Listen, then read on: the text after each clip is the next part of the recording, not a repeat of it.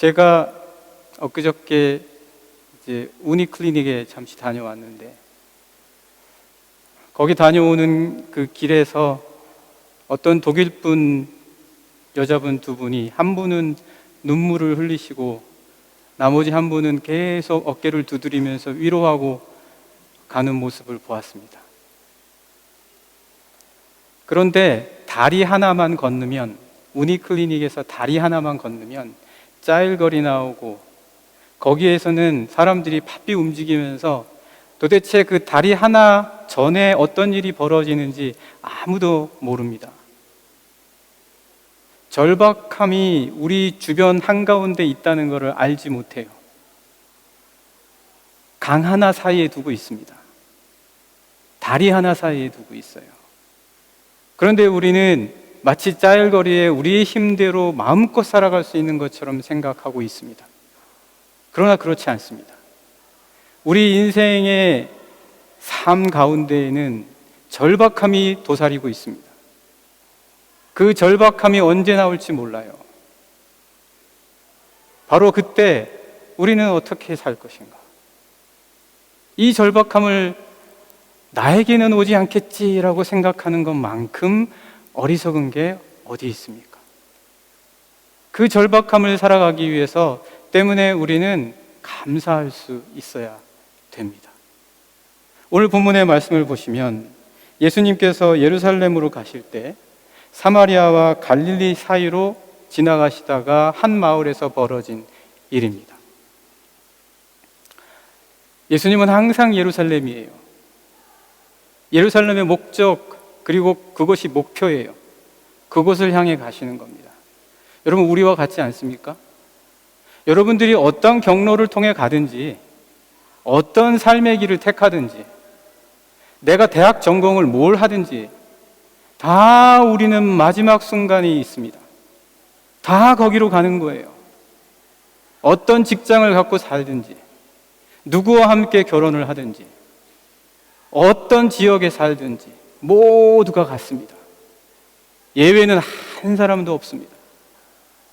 여러분들이 얼마나 이 세상에서 부유하게 살았는지는 마지막 순간에는 아무런 소용이 없습니다. 하나도 도움이 되지 않습니다.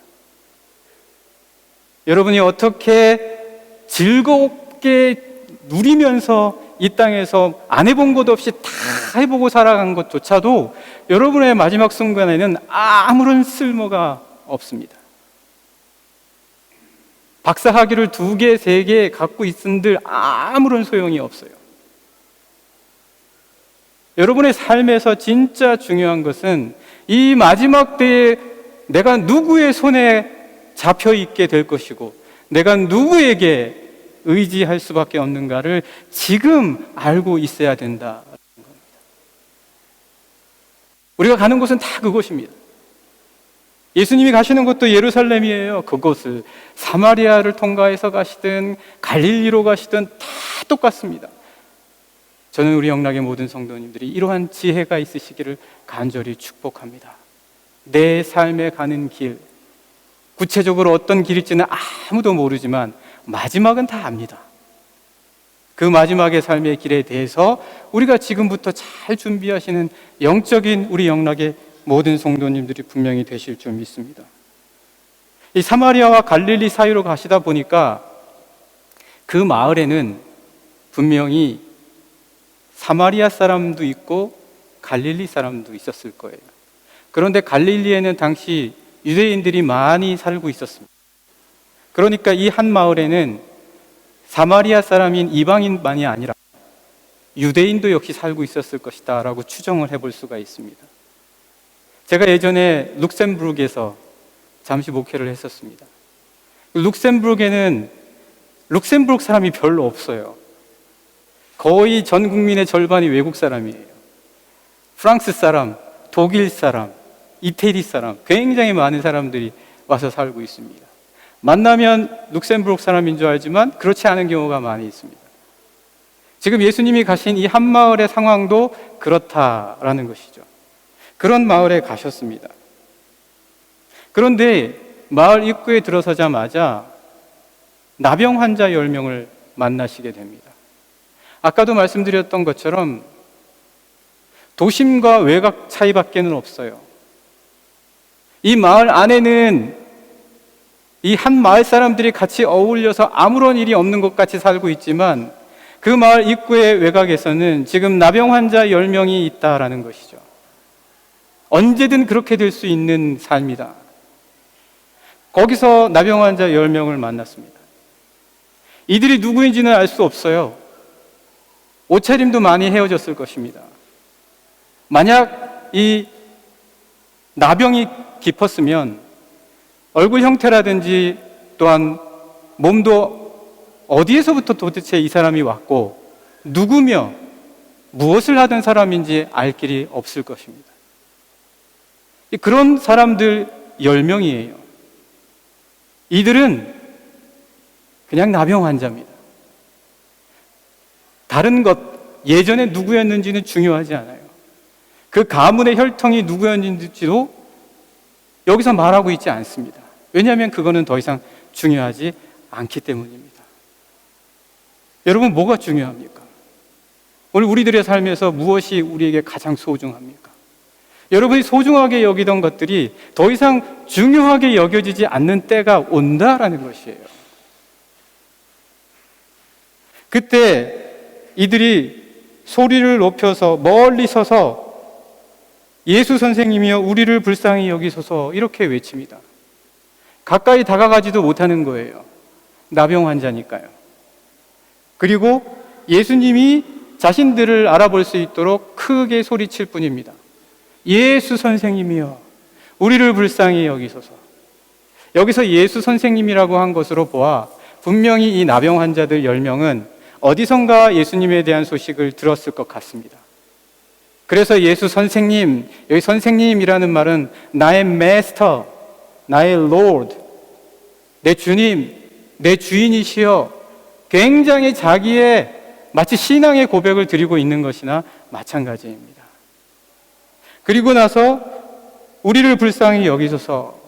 여기 불쌍히 여기소서 이 말은 여러분 헬라어를 약간만 좀 말씀을 드리면 헬라어 시제에 아오리스트라고 있습니다. 우리 한글로는 구분이 안 돼요. 한글로는 잘 구분이 안 됩니다. 그래서 약간만 설명을 드리면 반복된 행위가 아니라 딱 한 번의 유일한 행위를 아오리스트로 표현하는 경우가 많이 있습니다. 여기 불쌍히 여기소서는 바로 그 아오리스트로 쓰여져 있어요. 그러니까 무슨 의미냐면 선생님 제발 저희를 한 번만이라도 봐주십시오. 제발 저희를 단 한 번, 아니 2번, 3번 안 보셔도 좋습니다. 단 한 번만이라도 봐주십시오. 간절함이에요. 절박함입니다. 그런데 이런 간절함과 절박함이 멀리 있는 게 아니라는 얘기예요. 우리 가까이 있어요. 우리 가까이 있지만 우리가 그거를 모르고 살아가는 것만큼 어리석은 것이 없다. 이 간절함과 절박함, 이 간절함과 절박함에 대해서 말을 하자면 우리가 구약의 여러 사사들 가운데 입다를 예로 들어볼 수가 있습니다. 입다에 대한 이야기가 사사기 11장에 나와 있는데 우리 잠깐 한번 보실까요? 네, 사사기 11장 보면 입다의 이야기가 있습니다. 이 입다는 여러분들이 잘 아시는 것처럼 입다는 암몬 자손과 우리 이번에 요르단 비전 트립 다녀왔죠. 그쪽에서 벌어진 일입니다. 길르앗 땅, 암만을 중심으로 한 그 지역에서 벌어진 일인데 이 입다는 길르앗 사람이었습니다. 아버지는 길르앗이었지만 어머니는 기생이에요. 그러니까 그 형제들이 이 입다를 좋아하지 않았어요. 좋아하지 않아서 집에서 내어 쫓는 거죠. 그 말씀이 11장 1절과 2절에 있습니다. 보시면 길르앗 사람 입다는 큰 용사였으니 기생이 길르앗에게서 낳은 아들이었고 길르앗의 아내도 그의 아들들을 낳았더라. 그 아내의 아들들이 자라매 입다를 쫓아내며 그에게 이르되 너는 다른 여인의 자식이니 우리 아버지의 집에서 기업을 잊지 못할 것이다. 이렇게 쫓아냅니다. 여러분, 이 입다의 마음이 어땠을까요? 혹 한이 맺혔을 수도 있습니다. 내가 이런 대접을 받는다는 것 사실이 원망스럽고 분통했을 수도 있습니다. 그런데 그때 암몬 자손이 전쟁을 하러 왔어요. 암몬 자손이 전쟁을 하러 왔는데 이 길르앗 땅의 장로들과 자기 형제들이 입다에게 도움을 요청하러 오는 거예요. 무엇 때문이었겠습니까? 그들이 그런 이유는 우리 입다가 이후에 어떤 삶의 여정을 거치는지를 보면 알 수가 있습니다. 왜 그들이 입다를 찾아왔는가? 여러분 생각해 보세요. 전쟁을 하게 되면 무언가 결단을 해야 되고 손해가 오게 됩니다. 피해를 끼치게 돼요. 뭔가 내놓아야 돼요.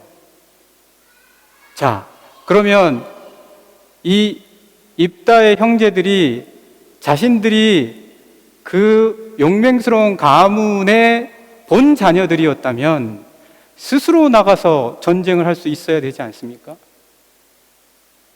그것도 아들들이에요. 한두 명이 아니란 말이에요. 그런데 그 여럿의 아들들이 왜 자신들은 전쟁에 안 나가고 입다에게 미루냐라는 거예요. 자신들은 손해보기 싫은 거예요. 나는 손해보기 싫다. 내 가정은 손해 안 보면 좋겠다. 내 자녀는 지키고 싶다. 우리는 전쟁의 피해에서 그냥 잘 지나가면 좋겠다.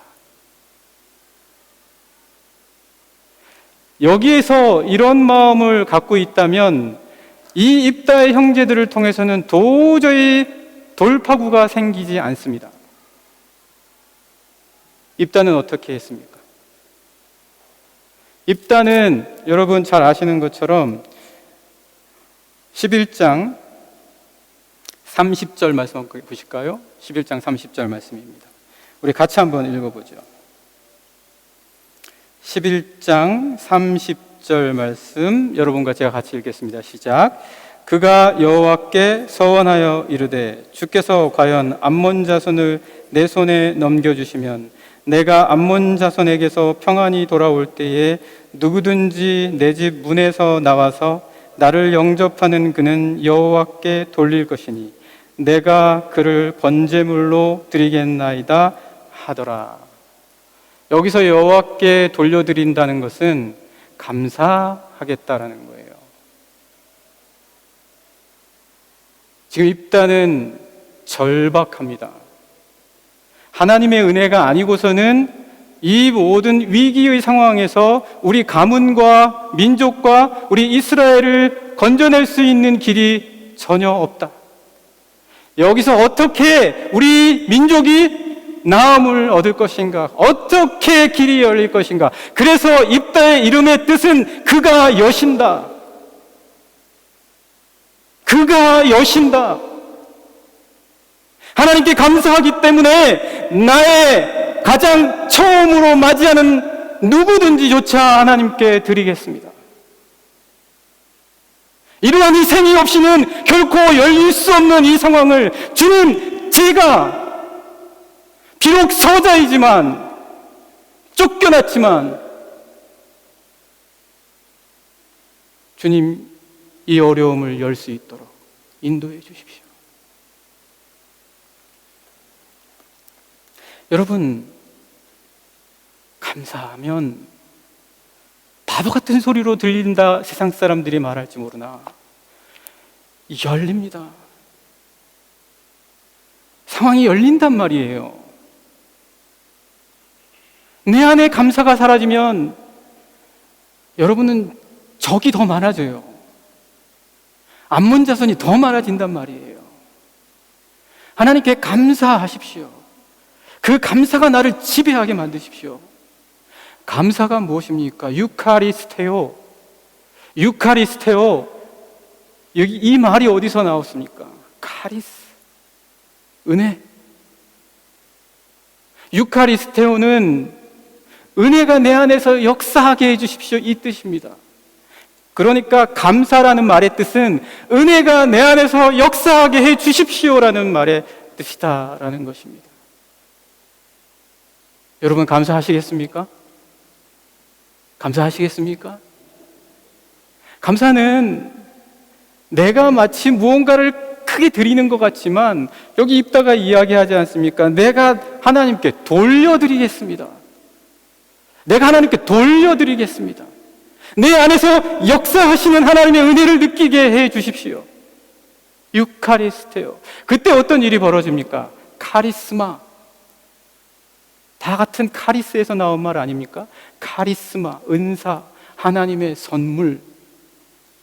입다의 마음 안에서 하나님의 선물인 용기와 능력과 하나님이 그의 영안에 부어주시는 놀라운 선물들이 충만함으로 드디어 위기에 처한 이스라엘 민족에게 길이 열렸다. 입다. 모두 각자에게 자기의 어려운 상황을 푸는 열쇠가 있는 줄 압니다. 그러나 저는 감사로 푸시는 여러분들이 되기를 간절히 원합니다. 여러분의 삶에서 감사를 잃어버리지 마십시오. 감사를 지키십시오. 감사를 꼭 간직하십시오. 사실 이후에 입다가 자기의 딸에게, 딸이 처음 나와서 영접을 했잖아요. 그래서 11장 37절을 보면 그 딸이 이렇게 이야기합니다. 또 그의 아버지에게 이르되 이 일만 내게 허락하사 나를 2달만 버려두소서. 내가 내 여자친구들과 산에 가서 나의 처녀로 죽음을 인하여 애곡하겠나이다 하니, 여기 죽음이라는 말이 사실 히브리어 사본에는 없습니다. 그렇다면 이 입다의 딸은 하나님께 드려진 거예요. 하나님의 사람으로서 남은 모든 삶을 홀로 보내며 하나님 앞에서 지냈다라는 것이에요. 물론 거기에 대한 여러 가지 신학적인 해석들도 있을 것입니다. 어쨌든 오늘 우리가 보고자 하는 오늘의 말씀 속에서는 분명히 감사로 절박하고 긴박함 속에서 내 인생의 삶의 문제를 푸는 자들, 그래서 우리는 그런 의미에서 다 나병 환자들입니다. 다 나병 환자예요. 이 안에는 유대인이 따로 없어요. 사마리아인이 따로 없어요. 그걸 생각할수록 감사가 사라진단 말이에요. 내가 이렇게 했는데, 가장 큰 비교가 뭔지 아십니까? 다른 사람의 비교가 아니라 나를 비교하는 거예요. 내가 이렇게 했는데 너는, 내가 이만큼 했는데 너는, 이게 가장 큰 아픈 비교입니다. 이 10명은 다 문둥병자예요. 다 나병 환자입니다. 여기엔 유대인도 없어요. 사마리아인도 없어요. 그런데 어떤 결과가 나옵니까?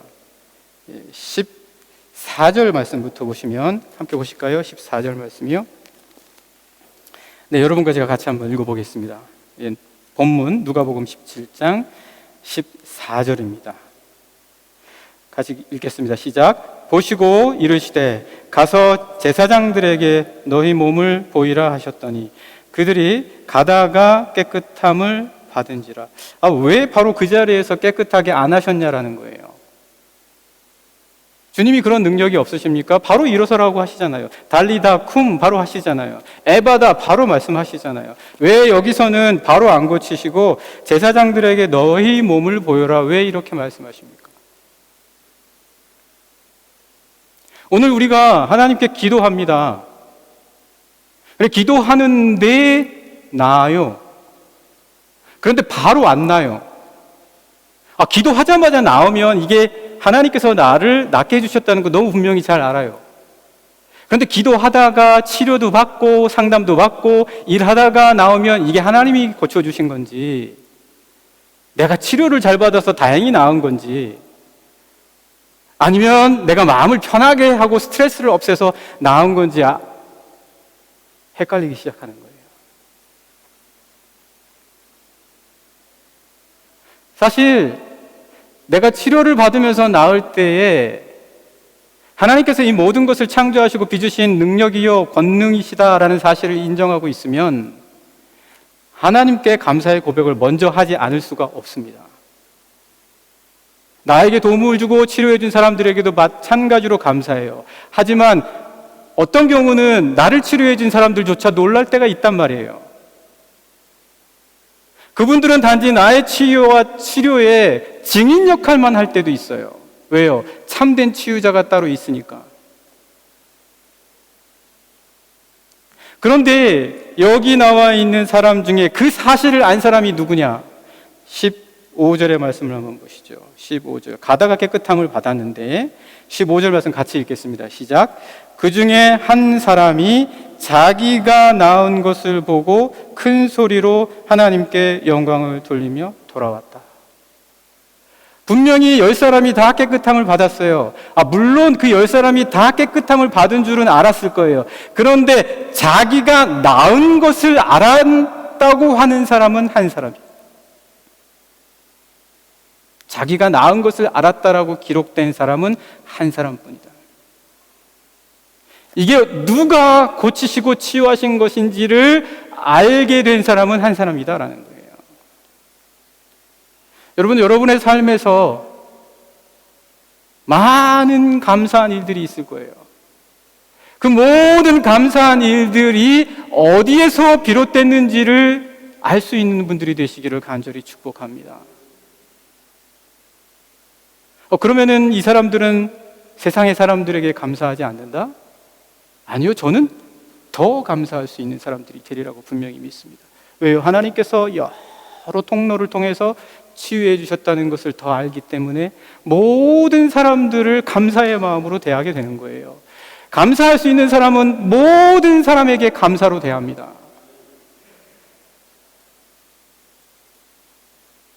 그래서 이 사람도 돌아와서 영광 돌리는 거예요, 하나님께. 그리고 16절의 말씀 같이 읽겠습니다. 시작. 예수의 발 아래에 엎드려 감사하니 그는 사마리아 사람이라. 드디어 이 사람이 어떤 사람인지 밝히게 됩니다. 그 전까지는 다 나병 환자였어요. 다 절박한 사람이었어요. 그런데 이제 드디어 그가 누구인지 나오게 되는데 사마리아 사람이었다. 그럼 나머지는 누굽니까? 유대인이라는 이야기죠. 유대인이면 더 감사해야 될 것 같은데 안 그랬다라는 거예요. 더 감사해야 될 사람이 더 감사 못한다.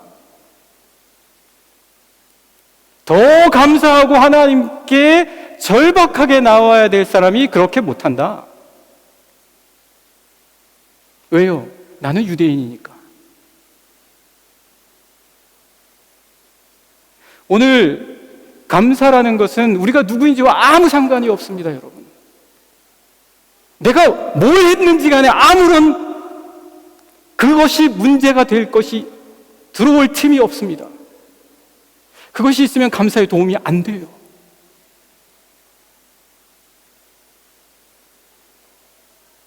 이 모든 것이 어디서 왔는지를 보고 내가 절박함 속에 있었던 사람이다. 내가 절박함 속에 있었던 사람이다.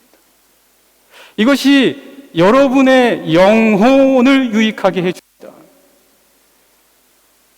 여러분이 마음이 딱딱하지 않게 해줘요.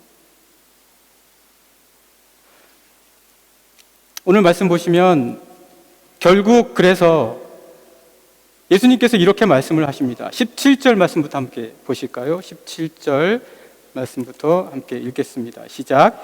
예수께서 대답하여 이르시되 10사람이 다 깨끗함을 받지 아니하였느냐? 그 9은 어디 있느냐? 이 이방인 외에는 하나님께 영광을 돌리러 돌아온 자가 없느냐 하시고 그에게 이르시되 일어나 가라. 내 믿음이 너를 구원하였느니라 하시더라. 진짜 필요한 말씀은 이 마지막 말씀이라는 거예요. 우리 육체가 나음을 얻고 그리고 우리의 상황이 해결이 되는 게 중요한 게 아니에요. 그렇게 아무리 해결이 된다 할지라도 또 똑같은 문제가 닥치는 경우가 허다하게 많습니다. 우리 몸은 나도 따듯이 아프게 되어 있어요. 중요한 건 예수님께서 이 말씀을 하실 때까지 내가 내 마음의 절박함을 든든하게 지키고 있느냐. 사랑하는 영락의 성도 여러분, 오늘 여러분들은 여러분의 마음이 하나님께 향하고 있으십니까?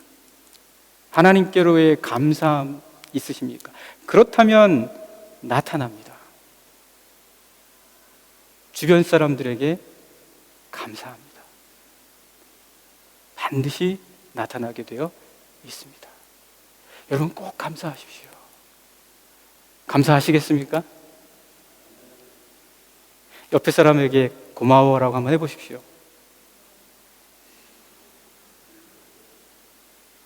그리고 최근 일주일 동안 내가 정말 고맙지 않았던 사람을 떠올리면서 고맙습니다 해보십시오. 다 하셨습니까? 꼭 하십시오. 그것이 여러분의 믿음을 든든하게 하고 여러분의 영혼을 든든하게 합니다. 여러분, 육체가 어떻게 되는 것, 이게 물론 우리 인생에 있어서 중요한 것이기는 하지만 마태복음 10장 38절 말씀 보고 마치겠습니다. 마태복음 10장 38절입니다. 28절, 마태복음 10장 28절 같이 읽겠습니다. 네, 함께 읽겠습니다. 시작. 몸은 죽여도 영혼은 능히 죽이지 못하는 자들을 두려워하지 말고 오직 몸과 영혼을 능히 지옥에 멸하실 수 있는 이를 두려워하라. 영혼을 돌보라는 것입니다.